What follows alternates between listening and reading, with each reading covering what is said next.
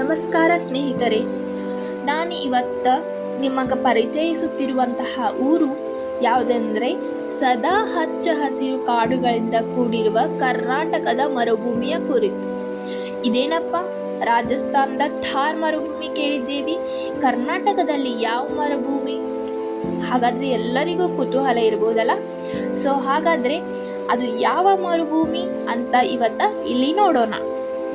ನಾನು ಇಂದು ನಿಮಗೆ ಪರಿಚಯಿಸುತ್ತಿರುವಂತಹ ಊರು ಮೈಸೂರು ಜಿಲ್ಲೆಯ ತಲಕಾಡು. ಹಾಗಾದರೆ ಐತಿಹಾಸಿಕ ತಲಕಾಡು ಮರಳಾಗಿದ್ದು ಹೇಗೆ? ಅದಕ್ಕೆ ಇರುವ ಶಾಪದ ಶಕ್ತಿಯೇ ಕಾರಣವಾ? ಇದರ ಕುರಿತು ವಿಜ್ಞಾನ ಏನು ಹೇಳ್ತೈತಿ ಮತ್ತು ದೈವಿಕ ಶಕ್ತಿ ಏನು ಹೇಳ್ತೈತಿ ನೋಡೋಣ. ತಲಕಾಡು ಪ್ರದೇಶ ತನ್ನದೇ ಆದಂತಹ ಒಂದು ಐತಿಹಾಸಿಕ ಇತಿಹಾಸವನ್ನು ಒಳಗೊಂಡೈತಿ. ಒಂದಾನೊಂದು ಕಾಲದಲ್ಲಿ ಗಂಗರು, ಚೋಳರು ರಾಜಭಾರ ಆಡಳಿತ ನಡೆಸಿದಂತಹ ಪ್ರದೇಶ ಇದಾಗಿದ್ದರಿಂದ ತಲಕಾಡು ತನ್ನದೇ ಆದ ಇತಿಹಾಸವನ್ನು ಹೊಂದೈತಿ. ತಲಕಾಡು ಒಂದು ಕಾಲದಲ್ಲಿ 30 ದೇವಾಲಯಗಳಿಂದ ಕೂಡಿದ ಭವ್ಯ ನಗರವಾಗಿತ್ತು. ಆದ್ರೆ 16ನೇ ಶತಮಾನದಲ್ಲಿ ಇವುಗಳೆಲ್ಲವೂ ಮರಳಿನಲ್ಲಿ ಮುಚ್ಚಿ ಹೋದವು. ಮೈಸೂರಿನಿಂದ ಪ್ರಯಾಣಿಸುವಾಗ ತಲಕಾಡು ತಲುಪುವವರೆಗೂ ಇಡೀ ಪ್ರದೇಶವು ಹಸಿರು ಗದ್ದೆಗಳು ಮತ್ತು ನೀರಿನಿಂದ ಸಮೃದ್ಧವಾಗಿವೆ. ತಲಕಾಡನ್ನು ಪ್ರವೇಶಿಸಿದಾಗ ಮರಳಿನ ದಿಬ್ಬಗಳಿಂದ ಆವೃತವಾಗಿರುವ ಪ್ರದೇಶವನ್ನು ಕಾಣಬಹುದು.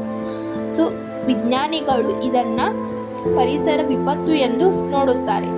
ಇದು ಬಗೆಹರೆಯದ ರಹಸ್ಯವಾಗಿದೆ, ಏಕೆಂದರೆ ನದಿಯ ಹತ್ತಿರ ಪ್ರದೇಶವು ಫಲವತ್ತಾಗಿರಬೇಕು, ಆದರೆ ಈ ಪ್ರದೇಶವು ಮರಳಿನ ದಿಬ್ಬಗಳಿಂದ ಕೂಡಿದೆ.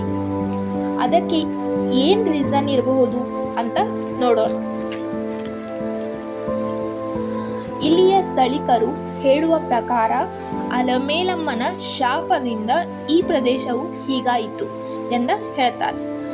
ತಲಕಾಡು ಮರಳಾಗಿಯೂ ಮಾಲಂಗಿಯ ಮಡುವಾಗಿಯೂ ಮೈಸೂರು ರಾಜರಿಗೆ ಮಕ್ಕಳಾಗದಿರಲಿ ಎಂದ ಶಾಪವನ್ನು ಹಾಕಿ ಕಾವೇರಿ ನದಿಯಲ್ಲಿ ಬಿದ್ದು ಆತ್ಮಹತ್ಯೆ ಮಾಡಿಕೊಂಡಳು ಎಂದು ಇಲ್ಲಿಯ ಸ್ಥಳೀಕರು ಹೇಳುತ್ತಾರೆ.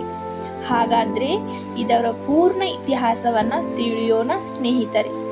ಹಿಂದೆ ಶ್ರೀರಂಗಪಟ್ಟಣವನ್ನು ಆಳುತ್ತಿದ್ದ ಶ್ರೀರಂಗರಾಯ ಅಲಮೇಲಮ್ಮನ ಪತಿ ಕಾಯಿಲೆಯಿಂದ ಮರಣ ಹೊಂದಿ ಸತ್ತು ಹೋಗ್ತಾನೆ. ಆಮೇಲೆ ಮೈಸೂರಿನ ಅರಸರಾದಂತಹ ರಾಜ ಒಡೆಯರವರು ಶ್ರೀರಂಗಪಟ್ಟಣವನ್ನು ಆಕ್ರಮಿಸಿಕೊಳ್ತಾರೆ. ಈ ಸಂದರ್ಭದಲ್ಲಿ ಅಲಮೇಲಮ್ಮ ಕಾಡಿನ ಸಮೀಪವಿರುವ ಮಾಲಂಗಿಯ ಗ್ರಾಮದಲ್ಲಿ ವಾಸವಾಗಿರುತ್ತಾಳೆ. ಆದರೆ ಅಮೂಲ್ಯವಾದ ಮುತ್ತಿನ ಮೂಗುತಿ ಸೇರಿದಂತೆ ಶ್ರೀರಂಗಪಟ್ಟಣದ ಶ್ರೀರಂಗನಾಥ ಸ್ವಾಮಿಗೆ ಧರಿಸುತ್ತಿದ್ದ ಬಹಳಷ್ಟು ಒಡವೆಗಳು ಅವಳ ವಶದಲ್ಲಿ ಇರುತ್ತವೆ. ಆ ಆಭರಣಗಳನ್ನು ಹಿಂದಿರುಗಿಸುವಂತೆ ರಾಜಾಜ್ಞೆ ಮಾಡಿರ್ತಾರೆ. ಹಿಂದಿರುಗಿಸಲು ಒಪ್ಪದೇ ಇದ್ದ ಕಾರಣಕ್ಕೆ ಬಲವಂತವಾಗಿ ಕಿತ್ತುಕೊಳ್ಳಲು ರಾಜ ಒಡೆಯರೇ ಮುಂದಾಗ್ತಾರೆ. ಅದರಿಂದ ಭಯಗೊಂಡಂತಹ ಅಲಮೇಲಮ್ಮ ರಾಜರ ಮೇಲೆ ಆಕ್ರೋಶಗೊಂಡು ತಲಕಾಡು ಮರಳಾಗಿ ಮಾಲಂಗಿಯ ಮಡುವಾಗಿ ಮೈಸೂರು ರಾಜರಿಗೆ ಮಕ್ಕಳಾಗದಿರಲಿ ಎಂದ ಶಾಪ ಹಾಕಿ ಒಡವೆಯೊಡನೆ ಕಾವೇರಿ ನದಿಗೆ ಹಾರಿ ಪ್ರಾಣ ಬಿಡ್ತಾಳೆ. ಅಂದಿನಿಂದ ತಲಕಾಡು ಮರಳಾಯಿತಂತ ಹೇಳಲಾಗುತ್ತದೆ. ಈ ಪ್ರದೇಶವು ಶಿವನಿಗೆ ಸಮರ್ಪಿತನಾಗಿರುವ 5 ದೇವಾಲಯಗಳು ಒಟ್ಟಾಗಿ ಪಂಚಲಿಂಗ ಕ್ಷೇತ್ರ ಎಂದು ಕರೆಯಲ್ಪಡುತ್ತವೆ. ಪವಿತ್ರವಾದ ತಲಕಾಡು ಕ್ಷೇತ್ರದಲ್ಲಿ ಪಂಚಲಿಂಗ ಸ್ವರೂಪಿಯಾಗಿ ಈಶ್ವರನು ನೆಲೆಸಿದ್ದಾನೆ. ಪಂಚಲಿಂಗ ದರ್ಶನದ ಸಮಯದಲ್ಲಿ ವಿಶೇಷ 12 ವರ್ಷಗಳಿಗೊಮ್ಮೆ ಕೆಲವು ದೇವಾಲಯಗಳನ್ನು ಉತ್ಪನ್ನ ಮಾಡಬಹುದು. ಇಲ್ಲಿನ ಕೆಲವು ವಿಶಿಷ್ಟ ಆಚರಣೆಗಳು ಉಳಿದ ಸಮಯದಲ್ಲಿ ಈ ದೇವಾಲಯಗಳು ಮರಳಿನ ಅಡಿಯಲ್ಲಿ ಹೂಳಲ್ಪಡುತ್ತವೆ. ವೈದ್ಯನಾಥೇಶ್ವರ ದೇವಾಲಯ, ಆಕೇಶ್ವರ ದೇವಾಲಯ, ವಾಸುಕೇಶ್ವರ ದೇವಾಲಯ, ಶ್ರೀಕಂಠೇಶ್ವರ ದೇವಾಲಯ ಮತ್ತು ಮಲ್ಲಿಕಾರ್ಜುನ ದೇವಾಲಯ ಇಲ್ಲಿನ ಪ್ರಮುಖ ದೇವಾಲಯಗಳಾಗಿವೆ. ತಲಕಾಡಿನಲ್ಲಿ ವಿಷ್ಣುವಿಗೆ ಸಮರ್ಪಿತವಾದ ಇನ್ನೂ ಒಂದು ದೇವಾಲಯವಿದೆ. ಇದನ್ನು ಕೀರ್ತಿನಾರಾಯಣ ದೇವಾಲಯ ಎಂದು ಕರೆಯಲಾಗುತ್ತಿದೆ.